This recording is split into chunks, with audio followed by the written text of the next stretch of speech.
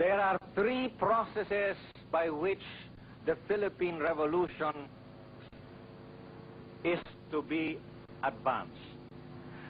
These include the building of the Communist Party of the Philippines,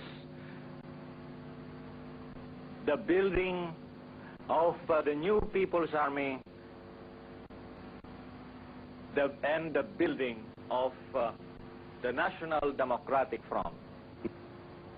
The Communist Party of the Philippines was established on December 26, 1968 as the Marxist-Leninist vanguard party of the working class.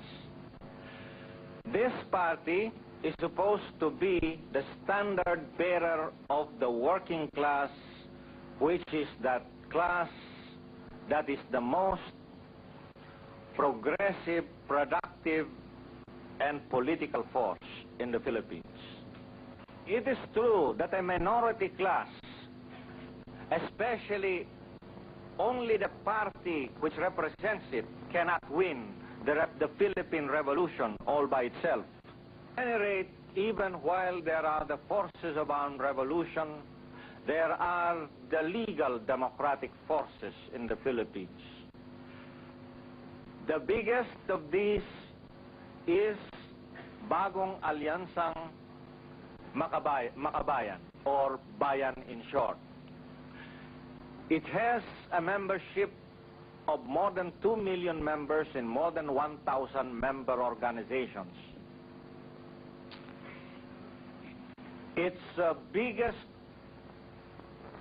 component organizations are Kilusang Mayo Uno, which is the labor center,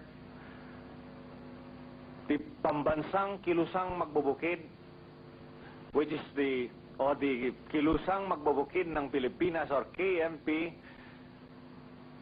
Gabriela, the Women's Alliance, League of Filipino Students, Alliance of Concerned Teachers,